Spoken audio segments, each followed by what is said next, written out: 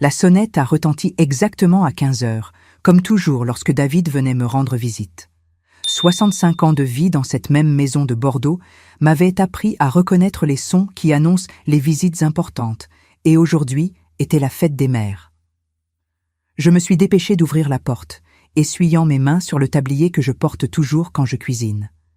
J'avais préparé un coq au vin, le plat préféré de mon fils depuis l'enfance. L'arôme emplissait toute la maison, se mêlant à l'odeur des roses que j'avais coupées du jardin pour décorer la table. « Maman !» David m'a embrassée avec ce sourire parfait qu'il a toujours eu, le même qu'il utilisait enfant quand il était fier de quelque chose. Il portait un costume coûteux, de ceux qui valent plus que ce que je dépense en 3 mois. Ses chaussures brillaient tant que je pouvais voir mon reflet dedans. « Mon fils chéri, quel plaisir de t'avoir ici. » Je lui ai donné un baiser sur la joue, remarquant l'arôme de son eau de Cologne chère, si différente du savon simple que j'utilise. « Entre, entre, tout est prêt pour toi. » Julie est entrée derrière lui, comme toujours. Ma belle-fille portait une robe blanche qui coûtait sûrement plus que mon loyer de 6 mois, et ses ongles parfaitement manucurés tenaient un bouquet de fleurs coûteuses pendant qu'elle me donnait une accolade qui m'a semblé froide, mécanique. « Joyeuse fête des mères, Michel », a-t-elle dit de cette voix douce qui ne m'avait jamais complètement convaincue.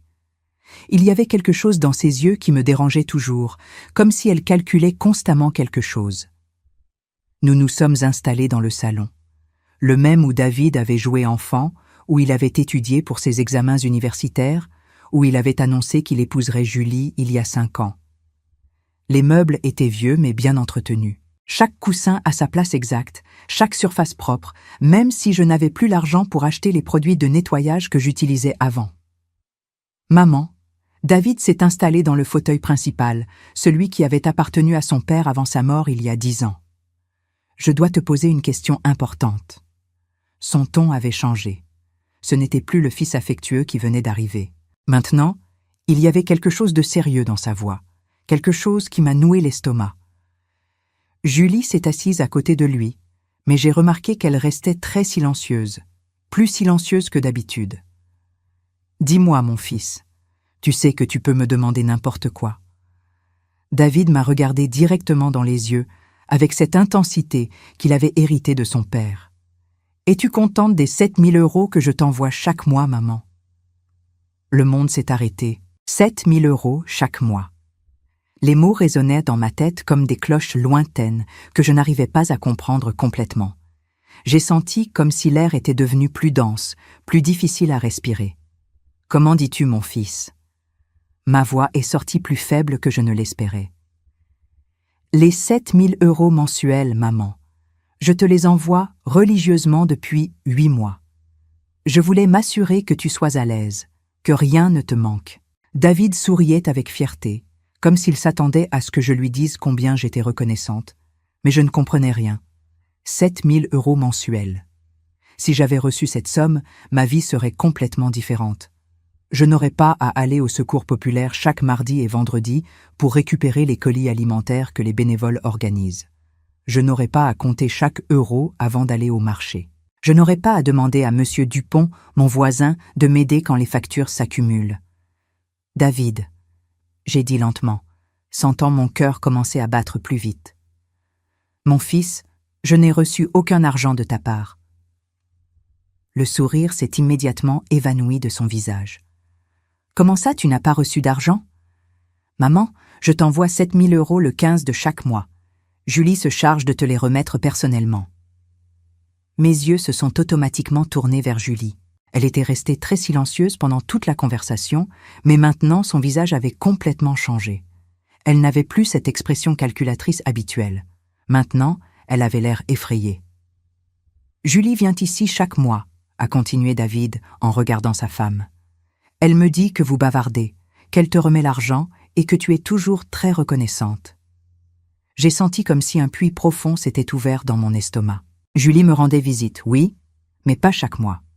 Peut-être une fois tous les 3 ou 4 mois. Et c'était toujours des visites courtes, inconfortables, où nous parlions à peine de choses superficielles. Jamais, jamais elle ne m'avait remis d'argent. « Mon fils », ma voix tremblait maintenant. « Ta femme ne m'a donné aucun argent. je vis avec l'aide du Secours populaire. Chaque semaine, je vais chercher les colis que les bénévoles organisent, et quand les factures s'accumulent, je dois demander de l'aide aux voisins ou à la paroisse. Le silence qui a suivi était assourdissant. Le silence qui s'était installé dans mon salon était si lourd qu'il semblait avoir une existence physique. David regardait alternativement Julie et moi, comme si nous étions des pièces d'un puzzle qu'il n'arrivait pas à résoudre. « Julie !» a dit mon fils d'une voix que je ne lui avais jamais entendue avant, une voix qui faisait peur. « Je veux que tu m'expliques exactement ce qui se passe ici. » Julie restait près de la porte, sa main encore sur la poignée. Son visage avait perdu toute couleur et je pouvais voir de petites gouttes de sueur se former sur son front malgré la température douce. « David, mon chéri, je crois que ta mère est confuse. Tu sais comment sont les personnes âgées, parfois elles oublient les choses. » Sa voix sonnait aiguë, désespérée. Ces mots m'ont blessée plus que n'importe quel coup physique. Confuse. Oublier les choses. Moi qui me souvenais de chaque euro dépensé, de chaque faveur reçue, de chaque jour où j'avais dû choisir entre acheter des médicaments ou de la nourriture. « Julie !» j'ai interrompu, et ma voix est sortie plus forte que je ne l'espérais. « Je ne suis pas confuse. Je n'ai reçu aucun euro de mon fils en ces 8 mois. Si je l'avais reçu, je ne vivrais pas grâce à la charité du Secours populaire. » David a marché vers son porte-documents en cuir coûteux et a sorti son téléphone portable. Ses doigts bougeaient rapidement sur l'écran et je pouvais voir la tension dans ses épaules, dans la façon dont il serrait la mâchoire. « Nous allons résoudre cela maintenant même, » a-t-il murmuré, plus pour lui-même que pour nous. « Voici tous les virements. » Il s'est approché de moi et m'a montré l'écran de son téléphone. Là, il y en avait, une après l'autre, 8 transferts de 7 000 € chacun, tous dirigés vers un compte qui, selon lui, était le mien. « Tu vois, maman, voici tout. Le 15 octobre, le 15 novembre, le 15 décembre. » Il continuait à lire les dates, mais je n'arrivais pas à me concentrer sur ses paroles parce que quelque chose de terrible grandissait dans ma poitrine. « David, mon fils, je n'ai pas ce compte bancaire. Mon seul compte est celui que j'ai ouvert il y a 20 ans à la caisse d'épargne du coin et il n'y a que 300 € dessus. » David s'est arrêté net, a regardé l'écran de son téléphone, puis m'a regardé, puis a dirigé son regard vers Julie. Elle avait commencé à reculer vers la porte, comme un animal acculé cherchant une sortie. « Julie !» La voix de David n'était maintenant qu'un murmure dangereux. « À qui appartient ce compte bancaire ? Je ne sais pas de quoi tu parles, chérie. Il doit y avoir une erreur. » Mais David composait déjà un numéro sur son téléphone. Je pouvais entendre vaguement la voix de quelqu'un de l'autre côté de la ligne, probablement quelqu'un de la banque. « Oui, j'ai besoin de vérifier les informations d'un compte. Oui, je peux fournir mon identité. C'est un compte vers lequel j'ai transféré de l'argent. » La conversation a duré plusieurs minutes. Pendant ce temps, Julie et moi sommes restées silencieuses, mais je pouvais sentir ses yeux sur moi. Quand je l'ai finalement regardée, j'ai vu quelque chose dans son expression qui m'a donné des frissons. Elle ne semblait plus effrayée, elle semblait en colère, comme si j'étais coupable de ce qui se passait. David a raccroché le téléphone et est resté immobile un moment, les yeux fermés. Quand il les a ouverts, j'ai compris que mon fils avait changé pour toujours. « Le compte est au nom de Julie Moreau-Dubois », a-t-il dit d'une voix si froide qu'elle semblait venir de l'hiver. Ma femme recevait l'argent que je pensais envoyer à ma mère. Le silence qui a suivi était absolu. Même les oiseaux du jardin qui chantaient normalement tout l'après-midi semblaient s'être tus. Julie a finalement lâché la poignée de la porte et a marché vers le centre du salon. Mais au lieu de paraître vaincue, elle s'est redressée et m'a regardée avec une expression qui m'a glacé le sang. « D'accord, oui, l'argent arrivait sur mon compte, mais ce n'est pas ce que vous pensez. » David s'est approché d'elle à pas lents, délibérés. « Ce n'est pas ce que nous pensons, Julie. Cet argent était pour ma mère. Où est-il ? » Je le gardais pour elle. Elle a menti effrontément. Je voulais accumuler une grosse somme avant de lui donner pour que ce soit une belle surprise. J'ai tout l'argent de côté. Mais je savais que ce n'était pas vrai. J'avais vu comment le style de vie de Julie avait changé ces derniers mois. Les robes neuves chaque fois que je la voyais, les bijoux qu'elle n'avait pas avant, La nouvelle voiture qu'elle avait achetée, soi-disant, avec ses économies de son travail à la boutique. « Montre-nous cet argent, » a dit David. « Il est à la maison, dans notre coffre-fort. Nous pouvons y aller maintenant même pour le chercher. » David a hoché la tête, mais ensuite, il m'a regardé. « Maman, tu veux venir avec nous ?» À cet instant, j'ai compris que la bataille ne faisait que commencer. La maison de David et Julie se trouvait dans un quartier résidentiel cher, rempli de grandes maisons au jardin parfait et de voitures luxueuses dans chaque entrée. Je m'étais toujours senti mal à l'aise là-bas, comme si je n'appartenais pas à ce monde, mais aujourd'hui, cette gêne était différente. Aujourd'hui, j'avais peur.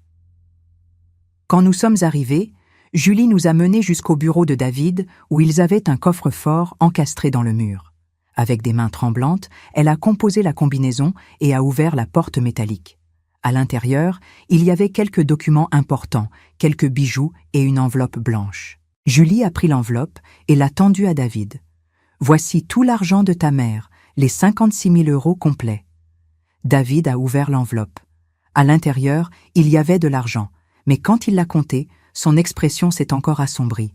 « Il n'y a que 12 000 € ici, Julie. » Eh bien, c'est que j'ai dû utiliser un peu pour les frais de la maison, mais j'avais toujours l'intention de le rembourser avant de le donner à ta mère. C'est à ce moment-là que j'ai compris qu'il ne s'agissait pas seulement d'argent. Il s'agissait de respect, de confiance, d'amour familial. Julie avait pris l'argent que mon fils m'envoyait avec tant d'affection et l'avait dépensé pour elle-même pendant que je mangeais grâce à la charité du Secours populaire. Frais de la maison ? David a pratiquement rugi. Julie, cet argent était pour ma mère.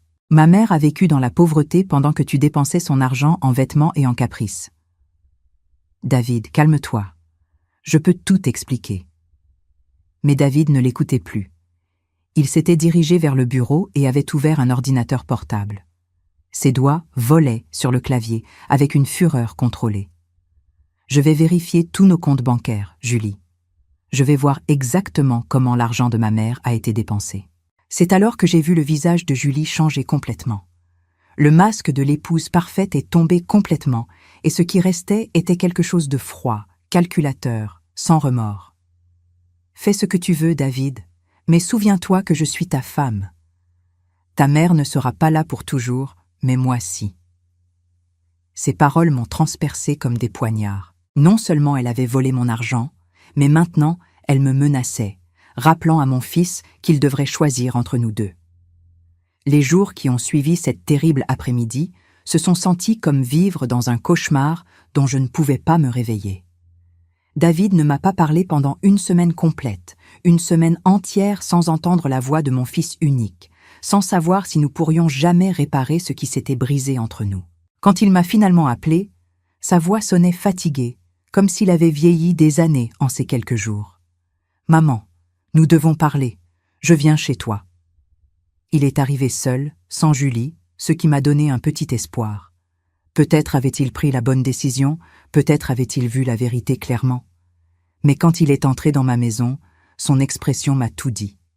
Il ne venait pas comme mon fils repentant, il venait comme un homme qui avait pris une décision difficile. « Maman, assieds-toi, s'il te plaît. » Son ton était formel, distant, comme si j'étais une cliente dans son bureau et non la femme qui l'avait porté 9 mois. Je me suis assise dans mon fauteuil à bascule préféré, celui où j'avais l'habitude de lui chanter quand il était petit, où j'avais passé des nuits entières quand il avait de la fièvre, où j'avais écouté ses problèmes quand il était adolescent. Maintenant, on avait l'impression que j'étais assise sur le banc des accusés. « J'ai beaucoup réfléchi à ce qui s'est passé », a commencé David, évitant de me regarder directement dans les yeux. « Et je crois qu'il y a des choses que tu dois comprendre. Dis-moi, mon fils. » Ma voix est sortie plus petite que je ne l'espérais. Julie a fait une erreur, oui, mais elle a été sous beaucoup de pression dernièrement. Son travail à la boutique ne va pas bien et elle pensait qu'elle faisait ce qu'il fallait en gardant l'argent. Je n'arrivais pas à croire ce que j'entendais. Garder l'argent pendant que je mangeais des haricots de la charité. David, mon fils, elle a dépensé l'argent en vêtements, en bijoux. Elle ne le gardait pas pour moi. Maman, je comprends que tu sois fâchée, mais Julie est ma femme. Elle est la mère de mes futurs enfants. Je ne peux pas simplement l'abandonner pour un malentendu. Un malentendu. Ce mot m'a fait plus mal que n'importe quelle insulte. Cette nuit-là, seule dans ma maison, j'ai compris que j'avais perdu plus que de l'argent. J'avais perdu mon fils. Les semaines qui ont suivi ont été les plus sombres de ma vie. David ne m'a ni appelé, ni rendu visite, ni répondu à mes messages. C'était comme si j'étais morte pour lui, comme si les 65 ans d'amour inconditionnel que je lui avais donnés s'étaient effacés de sa mémoire. Mais le pire est arrivé quand j'ai commencé à entendre les commentaires. Madame Martinez, ma voisine d'en face, m'a dit qu'elle avait vu Julie au supermarché, se plaignant avec ses amies des belles-mères problématiques qui inventent des histoires pour attirer l'attention. Monsieur Dupont, qui m'avait aidé tant de fois avec les factures d'électricité, m'a dit qu'il avait entendu des rumeurs selon lesquelles je perdais la mémoire et que c'était pour cela qu'il y avait des problèmes dans la famille. Julie avait commencé une campagne silencieuse mais efficace pour détruire ma réputation. Elle ne m'attaquait pas directement, mais semait des doutes sur ma stabilité mentale, sur ma version des faits, sur ma capacité à me souvenir correctement des choses. Un après-midi, alors que je balayais la cour, j'ai vu qu'une voiture s'arrêtait devant ma maison. Pendant un moment, mon cœur a bondi en pensant que c'était David qui venait s'excuser. Mais quand Julie est sortie seule, tout espoir s'est évanoui. Elle venait habillée de vêtements neufs encore une fois, portant des sacs de magasins chers. Elle s'est approchée de ma porte avec un sourire qui n'atteignait pas ses yeux. « Bonjour, Michel. Pouvons-nous parler ?» Je l'ai laissée entrer plus par curiosité que par courtoisie. Je voulais entendre quel nouveau mensonge elle était venue me raconter. « Je suis venue t'apporter ceci », a-t-elle dit en sortant une enveloppe de son sac. « Ce sont 2000 €. C'est une partie de l'argent que je te dois. » J'ai pris l'enveloppe en sentant l'épaisseur des billets à l'intérieur. C'était de l'argent réel, mais d'une certaine manière, il me semblait sale dans mes mains. Je voulais aussi m'excuser auprès de toi. Elle a continué en s'asseyant dans mon salon comme si elle en était propriétaire. Je sais que j'ai fait des erreurs, mais je veux que tu saches que ce n'était jamais mon intention de te blesser. Ton intention était de me voler ? Ne dis pas voler, Michel. C'était un malentendu, une mauvaise décision. Mais David et moi, nous avons parlé et nous allons bien faire les choses à partir de maintenant. Je me suis assise en face d'elle, étudiant son visage. Il n'y avait pas de vrai remords là-dedans, pas de culpabilité genuine. Il n'y avait que du calcul, de la stratégie, la satisfaction de quelqu'un qui sait qu'elle a gagné. « Que veux-tu vraiment, Julie ?» Son sourire s'est élargi, devenant plus froid. « Je veux que nous ayons une bonne relation, Michel, pour le bien de David. Il est très stressé par tout ce conflit et je veux seulement que nous soyons une famille heureuse. » Une famille heureuse, j'ai répété. Comment peut-il y avoir une famille heureuse quand elle est construite sur des mensonges ? Ce ne sont pas des mensonges, Michel, ce sont des perspectives différentes des mêmes événements. Et je pense qu'il serait mieux pour tous si nous laissions le passé dans le passé. À ce moment-là, j'ai parfaitement compris ce qui se passait. Julie n'était pas venue s'excuser ou faire la paix. Elle était venue établir les règles du jeu. Elle me disait qu'elle avait gagné, que David était de son côté, et que ma seule option était d'accepter sa version des faits si je voulais maintenir une relation quelconque avec mon fils. 3 semaines plus tard, l'humiliation la plus grande est arrivée. Un samedi après-midi, j'étais dans mon jardin quand j'ai vu une voiture que je connaissais se garer devant ma maison. Mon cœur s'est accéléré parce que je pensais que c'était David, mais quand la portière s'est ouverte, Julie est sortie, mais cette fois, elle n'était pas seule. Avec elle descendait une femme âgée que je ne connaissais pas, très bien habillée, avec des lunettes chères et un air d'autorité qui m'a immédiatement mise en alerte. Julie s'est approchée de la porte avec son faux sourire habituel, mais la femme qui l'accompagnait me regardait avec une expression évaluatrice, comme si j'étais un spécimen de laboratoire. « Bonjour Michel. Je te présente le docteur Patricia Vega. C'est une spécialiste en problèmes de mémoire chez les adultes âgés. » J'ai senti comme si le sol avait bougé sous mes pieds. Un médecin. « Oui, » est intervenu le docteur Vega d'une voix professionnelle mais condescendante. « Votre belle-fille m'a parlé de quelques épisodes préoccupants que vous avez eus récemment. Confusion, perte de mémoire, accusations infondées envers des membres de la famille. Cette nuit-là, j'ai compris qu'elle voulait me faire déclarer incapable mentalement pour que David et Julie puissent contrôler ma vie complètement. Pour la première fois depuis des mois, j'ai senti quelque chose de plus fort que la tristesse et le désespoir. J'ai senti une colère froide, calculatrice, qui grandissait dans ma poitrine comme un feu qui avait dormi trop longtemps. L'appel est arrivé un mardi matin pendant que je préparais mon thé à la camomille. Le téléphone a sonné avec cette insistance qui indique que quelque chose d'important est sur le point d'arriver. C'était un numéro que je ne reconnaissais pas, mais quelque chose en moi m'a dit de répondre. Madame Michel Dubois? La voix était celle d'un homme jeune, professionnel. Oui, c'est moi. Mon nom est Maître Robert Castillo. Je suis comptable. Je travaille pour votre fils David dans son entreprise. Pourrais-je venir vous voir cet après-midi? C'est très important. Mon cœur a commencé à battre plus vite. Est-ce que tout va bien avec David? Votre fils va bien, madame, mais j'ai besoin de vous parler de quelques irrégularités que j'ai trouvées dans les comptes. Cet après-midi-là, Maître Castillo est arrivé chez moi avec un dossier épais, rempli de documents. C'était un homme d'environ 40 ans, avec un visage sérieux et des lunettes qui lui donnaient un air très formel. Mais quand il m'a regardé, j'ai vu de la compassion dans ses yeux. Madame Dubois, ce que je vais vous montrer peut être très douloureux, mais je crois que vous avez le droit de le savoir. Il s'est assis dans mon salon et a ouvert le dossier sur la table basse. À l'intérieur, il y avait des relevés de comptes, des copies de virements et des rapports que je ne comprenais pas complètement, mais qui montraient clairement des mouvements d'argent. En tant que comptable de votre fils, j'ai accès à tous les comptes de l'entreprise et personnels qu'il gère à travers nous. Il y a quelques semaines, David m'a demandé de vérifier les virements qu'il vous envoyait.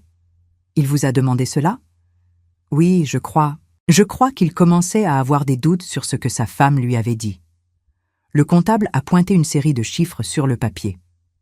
Voici les virements des 8 derniers mois. 56 000 € au total envoyés à un compte au nom de Julie Moreau-Dubois. Je savais déjà cela. Oui, mais ce que vous ne saviez pas, c'est ce qui s'est passé après. Il est passé à une autre page. Regardez ces mouvements. Chaque fois que l'argent arrivait sur le compte de votre belle-fille, elle le transférait immédiatement vers un autre compte personnel qu'elle a dans une autre banque. Ma respiration est devenue plus agitée. Un autre compte? Un compte secret que votre fils ne connaissait pas.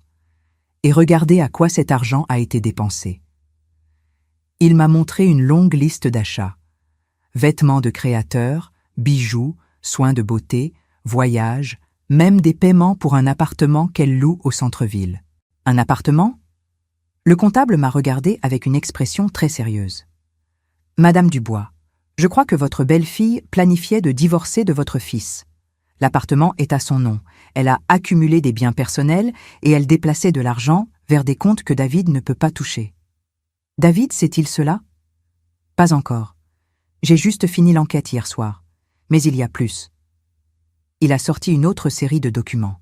J'ai aussi trouvé qu'elle utilisait la carte de crédit d'entreprise de votre fils pour des dépenses personnelles. Au total, elle a détourné presque 200 000 € en 2 ans. Cette nuit-là, je n'ai pas pu dormir. Le lendemain, vers midi, j'ai entendu une voiture s'arrêter devant ma maison avec un freinage brusque. J'ai regardé par la fenêtre et j'ai vu David sortir de sa voiture avec le visage complètement défait. Il courait vers ma porte et je savais qu'il avait déjà parlé avec Maître Castillo. Quand j'ai ouvert la porte, mon fils avait l'air d'avoir vieilli de 10 ans en une nuit. Ses yeux étaient rouges, ses vêtements froissés, et il tenait dans ses mains le même dossier que le comptable m'avait montré la veille. « Maman !» Sa voix est sortie brisée. « Pardonne-moi, s'il te plaît, pardonne-moi. » Il s'est laissé tomber dans mes bras comme quand il était enfant et faisait des cauchemars. Il a pleuré sur mon épaule pendant plusieurs minutes pendant que je lui caressais les cheveux, comme je l'avais fait des milliers de fois pendant son enfance. « Maman, tu avais raison sur tout. Julie n'est pas la femme que je pensais. » Je l'ai mené au salon et lui ai servi un verre d'eau. Il avait l'air détruit, complètement brisé. « Maman, tu avais raison sur tout. Julie n'est pas la femme que je pensais.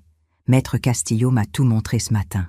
Les relevés de compte, les virements, l'appartement secret, les cartes de crédit, tout. Il s'est passé les mains sur le visage. Maman, elle me volait depuis des années. Pas seulement toi, moi aussi. Où est-elle maintenant? Je ne sais pas. Quand je suis arrivée à la maison ce matin après la réunion avec Castillo, elle n'était plus là. Elle a pris toutes ses affaires, vidé le coffre-fort et a laissé ceci. Il m'a montré une lettre écrite à la main. L'écriture était élégante, soignée, mais les mots étaient comme du poison. David, quand tu liras ceci, je serai déjà parti. Notre mariage a été une erreur depuis le début. Tu ne m'as jamais donné ce que je méritais. Tu as toujours mis ta mère avant moi. Je pars avec quelqu'un qui sait m'apprécier à ma juste valeur. N'essaie pas de me chercher. J'ai déjà parlé à un avocat et je vais demander le divorce. Julie. Avec quelqu'un d'autre? J'ai demandé, bien qu'au fond, je soupçonnais déjà la réponse. Oui, maman. Il semble qu'elle sortait avec un autre homme depuis des mois. L'appartement qu'elle louait n'était pas pour elle seule. David s'est effondré à nouveau. Maman, j'ai été un idiot. Je l'ai défendu quand tu me disais la vérité. J'ai douté de ma propre mère pour une femme qui me mentait sur tout. Je l'ai serré dans mes bras en sentant comme il tremblait. David, mon fils, elle t'a manipulé. C'est ce que font les personnes comme elle. Mais j'aurais dû le savoir. Tu es ma mère. Tu me connais depuis avant ma naissance. Comment ai-je pu douter de toi? Parce qu'elle était très douée dans ce qu'elle faisait, mon fils, et parce que tu voulais croire que tu avais trouvé le grand amour. Nous sommes restés enlacés pendant un long moment. Pour la première fois en des mois, j'ai senti que j'avais retrouvé mon fils. Pas l'homme qui avait défendu une menteuse, mais l'enfant que j'avais élevé avec amour et valeur. Maman, je vais tout arranger. Je vais te rembourser tout l'argent qu'elle t'a volé avec des intérêts. Je vais payer tous les frais médicaux dont tu as besoin. Je vais... David, je l'ai interrompu doucement. L'argent n'est pas le plus important. Alors quoi? Le plus important, c'est que tu apprennes de cela, que tu ne doutes jamais plus des personnes qui t'aiment vraiment, juste parce que quelqu'un d'autre te dit de beaux mensonges. Il a hoché la tête en s'essuyant les larmes. Peux-tu me pardonner, maman? Je t'ai déjà pardonné depuis le moment où tu as frappé à ma porte, mon fils. Mais pendant que je le serrais dans mes bras, je savais que même si j'avais récupéré David, les cicatrices de ces mois ne s'effaceraient pas facilement. Il y avait quelque chose de plus que nous devions aborder. David, j'ai dit finalement, il y a autre chose dont nous devons parler. Quoi, maman? Le médecin que Julie a amené ici, le rapport qu'elle a fait disant que je perdais la raison. Le visage de David s'est assombri. Maman, c'était l'idée de Julie. Elle m'a convaincue que tu avais des problèmes de mémoire, que tu avais besoin d'aide médicale. Et tu as cru qu'il était nécessaire d'amener un médecin sans me consulter? David a baissé la tête, honteux. Oui, maman, et je le regrette profondément. Bien, parce que ce médecin a fait un rapport officiel, et ce rapport aurait pu être utilisé pour me retirer ma maison, mon indépendance, ma dignité. Nous nous sommes regardés en silence pendant un moment. C'était une question difficile, mais nécessaire. David devait comprendre complètement le mal qui avait été fait, pas seulement par l'argent volé, mais par la trahison de sa confiance. Tu as raison, maman. Je n'ai pas le droit de te demander de me faire confiance automatiquement après ce qui s'est passé. Non, mon fils, tu ne l'as pas, mais tu as l'opportunité de regagner cette confiance. 6 mois après la disparition de Julie de nos vies, la réalité s'était installée comme la poussière après une tempête. David avait tenu ses promesses. Il avait récupéré tout l'argent volé, fait retirer officiellement le rapport du docteur Vega et avait divorcé de Julie sans se battre pour aucun bien matériel. Elle avait emporté ce qu'elle pouvait et avait disparu avec son amant, ne laissant derrière elle que des dettes et des mensonges. Mais les changements les plus importants n'avaient pas trait à l'argent ou aux documents légaux. Ils concernaient nous. David me rendait maintenant visite chaque dimanche, comme il l'avait fait pendant des années avant d'épouser Julie. Mais ces visites étaient différentes. Il ne venait plus comme le fils qui réussissait et condescendait à voir sa mère pauvre. Il venait comme un homme humble, qui avait appris la valeur de la vraie famille de la façon la plus douloureuse possible. « Maman », m'a-t-il dit un dimanche pendant que nous mangions le coq au vin que je lui avais préparé. « J'ai réfléchi à quelque chose.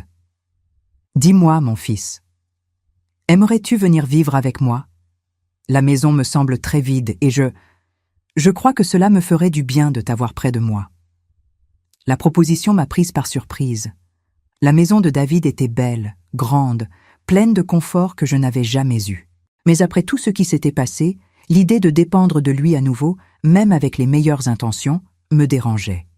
« David, je te remercie de l'offre, mais je suis bien ici dans ma maison. »« Mais maman, tu pourrais avoir ta propre chambre, ta salle de bain privée, tu n'aurais plus à t'inquiéter des dépenses. »« Mon fils, » je l'ai interrompu doucement. « Il ne s'agit pas du confort, il s'agit de mon indépendance. » J'ai vu la confusion dans ses yeux. Pour lui, après ce qui s'était passé, il était naturel que je veuille la sécurité d'être près de lui, d'être soigné et protégé. « Je ne comprends pas, maman. »« David, pendant les mois où Julie me volait et où tu m'as abandonné, j'ai appris quelque chose de très important. J'ai appris que je peux survivre seul. J'ai appris que je n'ai pas besoin que quelqu'un s'occupe de moi pour avoir de la dignité. Mais je veux prendre soin de toi, maman. Je veux te dédommager pour tout ce que je t'ai fait subir. Et je t'en remercie beaucoup, mon fils. Mais la façon de me dédommager n'est pas de me rendre dépendante de toi à nouveau. La façon de me dédommager est de respecter ma capacité à prendre mes propres décisions. » David était resté silencieux pendant un moment, assimilant mes paroles. Il avait beaucoup mûri ces derniers mois, mais il avait encore du mal à comprendre que moi aussi j'avais changé. « Alors, que veux-tu, maman ? » ?»« Je veux que nous soyons une famille, mais en tant qu'égaux. Je veux que tu me rendes visite parce que tu apprécies ma compagnie, pas par obligation. Je veux que tu respectes mes décisions, même quand tu ne les comprends pas. Et je veux que tu ne doutes jamais plus de ma parole, juste parce que quelqu'un d'autre te dit quelque chose de différent. »« Je comprends. Vraiment, » a-t-il hoché la tête lentement. « Tu veux de l'amour, pas de la pitié. Du respect, pas de la charité. » »« Exactement. » Nous avons établi de nouvelles règles pour notre relation. David me donnait une somme mensuelle raisonnable pour mes dépenses, mais sur mon propre compte bancaire, sous mon contrôle total. Il me rendait visite chaque dimanche, mais si jamais je ne voulais pas de visite, il respecterait cela. Et plus important que tout, il avait promis de ne plus jamais permettre à une tierce personne d'interférer dans notre relation mère-fils. Le véritable test de ces nouvelles limites est arrivé 3 mois plus tard, quand David a commencé à sortir avec une nouvelle femme. Elle s'appelait Elena. C'était institutrice, divorcée avec une fille de 8 ans. C'était une femme simple, travailleuse, très différente de Julie. Mais quand David me l'a présentée, j'ai vu quelque chose dans ses yeux qui m'a mise en alerte. « C'est un plaisir de vous connaître, Madame Dubois », m'a dit Elena avec un sourire qui ne m'a pas complètement convaincue. « David m'a beaucoup parlé de vous. » Au cours des semaines suivantes, j'ai commencé à remarquer de petits détails. Elena trouvait toujours des excuses pour que David ne me rende pas visite le dimanche. Nous avons des projets avec ma fille, ou ma famille a organisé une réunion. Et progressivement, les visites de David sont devenues moins fréquentes. Un dimanche où David n'était pas venu depuis 3 semaines, j'ai décidé de faire quelque chose que je n'avais jamais fait auparavant. Je l'ai appelé. « Mon fils, pouvons-nous parler ?»« Bien sûr, maman. Il se passe quelque chose ?»« Oui, il se passe quelque chose. Je ne t'ai pas vu depuis 3 semaines. » Il y a eu une pause gênante. « Maman, c'est qu'Elena a eu beaucoup d'activités familiales et elle veut que je participe. » « David, » je l'ai interrompu. « Te souviens-tu de la conversation que nous avons eue sur ne pas permettre à des tierces personnes d'interférer dans notre relation ?» Une autre pause. « Oui, maman. »« Bien, parce que c'est exactement ce qui se passe encore une fois. »« Non, maman, ce n'est pas la même chose. Elena n'est pas comme Julie. »« Peut-être pas, mon fils, mais les modèles sont très similaires. Elle t'éloigne progressivement de moi et tu le lui permets. » Il y a eu un silence qui m'a tout dit. Elena n'avait pas explicitement interdit les visites à sa belle-mère, mais elle avait fait quelque chose de plus subtil et plus efficace. Elle avait rempli tous les espaces libres de David avec des activités qui ne m'incluaient pas. « Maman, je ne veux pas me disputer avec toi à cause de cela. »« Nous ne nous disputons pas, mon fils. Nous avons une conversation honnête. Et la conversation est la suivante. Si tu veux avoir une relation avec moi, tu vas devoir faire de la place pour cette relation. Si Elena ne peut pas comprendre cela, alors peut-être n'est-elle pas la bonne femme pour toi. Maman, ce n'est pas juste. Elena est une bonne femme. Elle peut l'être, mais une bonne femme pour toi doit être quelqu'un qui respecte la relation que tu as avec ta mère, pas quelqu'un qui essaie de la remplacer ou de la minimiser. J'ai raccroché le téléphone en me sentant étrangement tranquille. J'avais dit ce que j'avais à dire. J'avais établi mes limites clairement. Maintenant, David devait décider ce qui était le plus important pour lui. 2 semaines se sont passées sans nouvelles de David. 2 semaines pendant lesquelles je me suis demandé si j'avais été trop dure, si j'avais perdu mon fils à nouveau pour être trop exigeante. Mais le 3e dimanche, j'ai entendu la sonnette à 15 heures. Quand j'ai ouvert la porte, j'ai trouvé David debout là, seul. « Bonjour maman. Bonjour mon fils. Et Elena ?»« Elena et moi, c'est fini. » Je l'ai laissé entrer sans poser de questions. J'ai préparé du café et nous nous sommes assis dans le salon comme nous l'avions fait des centaines de fois auparavant. « Veux-tu me raconter ce qui s'est passé ?» David a soupiré profondément. Je lui ai expliqué que j'avais besoin de maintenir ma relation avec toi, que les dimanches étaient notre moment. Elle a dit qu'elle comprenait. Mais ensuite, elle a commencé à faire des commentaires sur comment j'étais un fils à maman, sur comment j'avais besoin de m'indépendiser de toi. Et qu'est-ce que tu lui as dit ? Je lui ai dit que ma mère avait été là pour moi toute ma vie, qu'elle avait tout sacrifié pour me donner une bonne éducation et un bon avenir. Je lui ai expliqué que te respecter et maintenir une relation avec toi n'était pas être un fils à maman, mais être un bon fils. J'ai senti une chaleur grandir dans ma poitrine. Et elle, qu'a-t-elle répondu ? Elle a dit que je devais choisir entre avoir une relation sérieuse avec elle ou continuer à être dépendant de ma mère. David m'a regardé directement dans les yeux. Alors j'ai choisi. Tu ne regrettes pas ? Non, maman. J'ai appris ma leçon avec Julie. Je ne permettrai à personne d'autre de me faire choisir entre l'amour et la loyauté. La bonne personne pour moi comprendra que tu fais partie de ma vie et que ce n'est pas négociable. Nous sommes restés silencieux pendant un moment, savourant le café et la paix que nous avions finalement trouvée. « Maman, » a dit David finalement, « puis-je te demander quelque chose ?»« Bien sûr. »« Comment as-tu su que tu devais être si ferme avec moi ? Comment as-tu su que tu ne devais permettre à personne d'autre d'interférer ?» J'ai réfléchi à sa question pendant un moment. Parce que pendant les mois où nous avons été séparés, j'ai appris quelque chose de très important, mon fils. J'ai appris qu'il vaut mieux être seul et avoir de la dignité qu'être accompagné et être irrespecté. Tu n'as pas peur de rester seul ? Non, David, parce que maintenant je connais la différence entre être seul et être abandonné. Être seul est un choix que tu fais pour protéger ta paix. Être abandonné est quelque chose que les autres te font quand ils ne valorisent pas ce que tu as à offrir. David a hoché la tête lentement. Je crois que moi aussi j'ai appris cette différence. J'espère que oui, mon fils, parce que la prochaine femme qui entrera dans ta vie devra comprendre que me respecter fait partie de te respecter. Nous avons continué à converser jusqu'à la tombée de la nuit. David m'a aidé à faire la vaisselle comme il le faisait quand il était jeune. Et avant de partir, il m'a serré dans ses bras avec la même intensité que lorsqu'il était enfant. Je t'aime, maman, et je promets que je ne permettrai plus jamais à personne de me faire douter de cela. Moi aussi je t'aime, mon fils. Quand il est parti, je suis restée dans mon fauteuil à bascule en regardant les photos que j'avais dans le salon. Des photos de David enfant, des photos de mon mari, des photos d'une vie construite avec amour et sacrifice. J'avais perdu de l'argent, j'avais perdu du temps, j'avais perdu l'innocence sur ce dont les gens sont capables par appât du gain. Mais j'avais gagné quelque chose de plus précieux.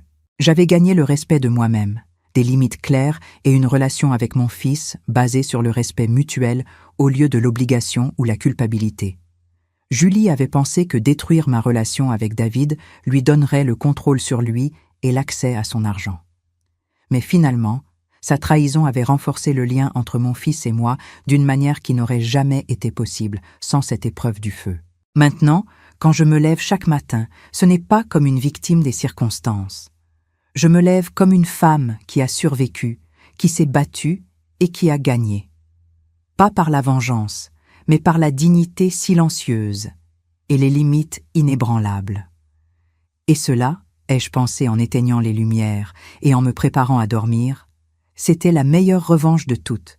Bien vivre, avec le respect de soi et avec l'amour de mon fils, restauré selon les termes que j'avais établis. La guerre était terminée, et j'avais gagné.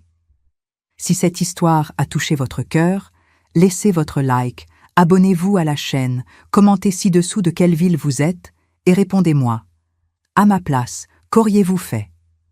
Votre message peut égayer la journée de quelqu'un.